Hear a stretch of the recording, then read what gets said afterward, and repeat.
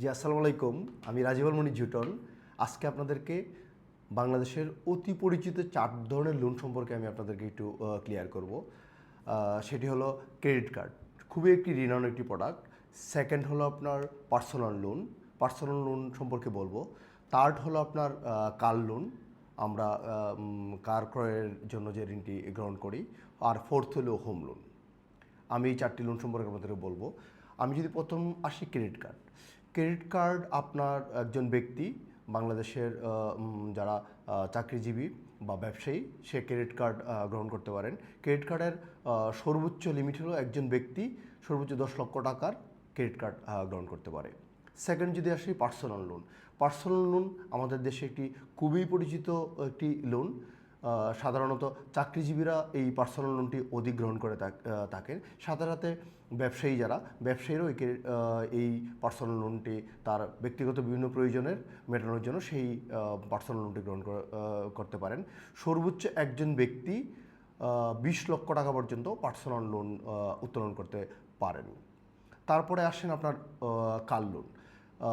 বাংলাদেশের বিভিন্ন ব্যাংক ও আর্থিক প্রতিষ্ঠান এই কার লোন আপনার রিকন্ডিশন অথবা ব্র্যান্ড নিউ, এবং কিছু কিছু ব্যাংক বা আর্থিক প্রতিষ্ঠান বর্তমানে আপনার রিকন্ডিশনের বাইরেও পার্সোনাল ইউজ করা গাড়িও একটি নির্দিষ্ট মেয়াদ ইউজ করার পরেও আপনি সেটি ক্রয় করার ক্ষেত্রেও সেই কার লোনটি আপনি গ্রহণ করতে পারেন। কার লোন সর্বোচ্চ 60 লাখ টাকা পর্যন্ত বাংলাদেশে বিভিন্ন ব্যাংক বা আর্থিক প্রতিষ্ঠান প্রদান করে থাকে। এবং সর্বশেষে আমি আসি আপনাদের হোম লোন।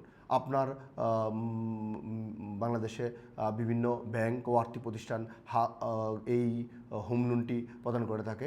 হোম লোন আপনি সর্বোচ্চ 2 কোটি টাকা পর্যন্ত বাড়ি নির্মাণ এবং ফ্ল্যাট ক্রয়ের ক্ষেত্রে আপনি হোম লোন আপনার গ্রহণ করতে পারেন। এই 4 ধরনের লোনটি আমার কাছে অনেকেই এই লোনের কীভাবে পাওয়া যায়, কোথায় কোথায় পাওয়া যায় এবং সেটি সর্বোচ্চ লিমিট সম্পর্কে অনেকে আমাকে ইনবক্স করেন। তাই আমি আপনাদের সবার উদ্দেশ্যে আজকে আমার এই ভিডিওটি করা। আমার ভিডিওটি ওয়াচ করার জন্য সবাইকে ধন্যবাদ জানিয়ে আজকের মতো শেষ করছি। আল্লাহ হাফেজ।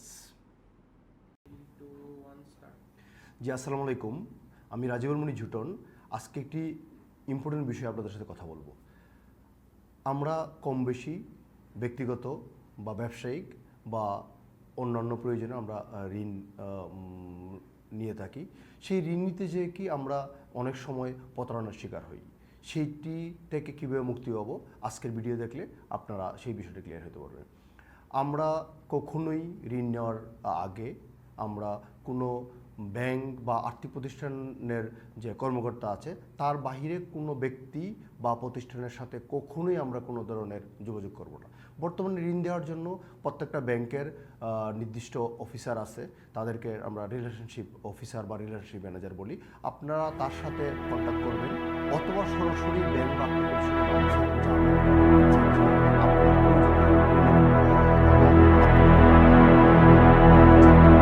সেই কর্মকর্তায় আপনাকে ঋণ পাওয়ার জন্য কি কি ডকুমেন্ট প্রদান করতে হবে, আপনাকে ঋণ কী জন্য ঋণটা নিতে যাচ্ছেন, আপনাকে ঋণ নেওয়ার জন্য কী কী ধরনের প্রসেস মেনটেন করতে হবে, সেই বিষয়টাকে আপনাকে একদম ক্লিয়ার করে দিবে।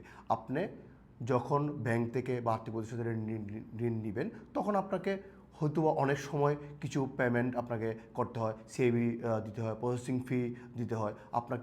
আপনাকে যখন ঋণটি কমপ্লিট হবে তখন আপনাকে আপনার ঋণের যে চুক্তি আছে সেই চুক্তিটি করার জন্য আপনাকে কিছু পেমেন্ট করতে হয়। সেটি আপনাকে যদি ব্যাংক থেকে নেন, ব্যাংক থেকে ডিরেক্টলি আপনার অ্যাকাউন্ট থেকেই সেই ব্যাংক কেটে নেবে। অথবা যদি আর্থিক প্রতিষ্ঠান থেকে সেই ঋণগুলো সেই ডকুমেন্টেশন ফি বা অন্যান্য চার্জগুলো আপনাকে কিন্তু অ্যাকাউন্টে জমা দিতে বলবো, এবং সেটার এগেনস্টে আপনাকে ব্যাংক বা আর্থিক প্রতিষ্ঠান আপনাকে মানি রিসিট প্রদান করবে।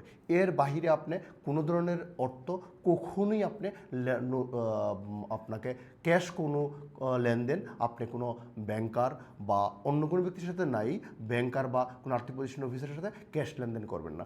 যদি কোনো আপনার ঋণের বিপরীতে যদি কোনো ব্যাংক কর্মকর্তা বা আর্থিক প্রতিষ্ঠানের কোনো কর্মকর্তা যদি এই ধরনের ডকুমেন্টারি বা মানি রিসিটের বাইরে যদি কোনো অর্থ দাবি করে, আপনি সেই প্রতিষ্ঠানের সর্বোচ্চ ব্যক্তির সাথে বা ব্রাঞ্চের প্রধানের সাথে আপনি বলবেন যে আমার সাথে এই ধরনের লেনদেনের কথা আপনার কাছে চাচ্ছে, আপনি দেখবেন যে তখন আপনি সেই প্রতারণা থেকে আপনি মুক্তি পাবেন। এর বাইরে কিছু ব্রোকার বা দালাল আছে যারা আপনাকে বলবে হয়তো ঋণ পেয়ে দেবে। বর্তমানে ঋণ নেওয়ার জন্য আপনাকে কোনো ধরনের অর্থ প্রদান করতে হবে না। সবগুলা ব্যাংক বা আর্থিক প্রতিষ্ঠান আপনাকে ঋণ দেওয়ার জন্য বসে আছে। আপনি যাবেন ব্যাংক থেকে, আপনার প্রয়োজনীয় ডকুমেন্ট, আপনার যে প্রসেস মেনটেন করবেন, আপনি আপনার ঋণ পেয়ে যাবেন। তাই আমি বলবো আপনি ঋণ পাওয়ার জন্য কোনো প্রতারণার আশ্রয়, যারা প্রতারণা করতেছে তাদের সাথে কোনো ধরনের যোগাযোগ করবেন না।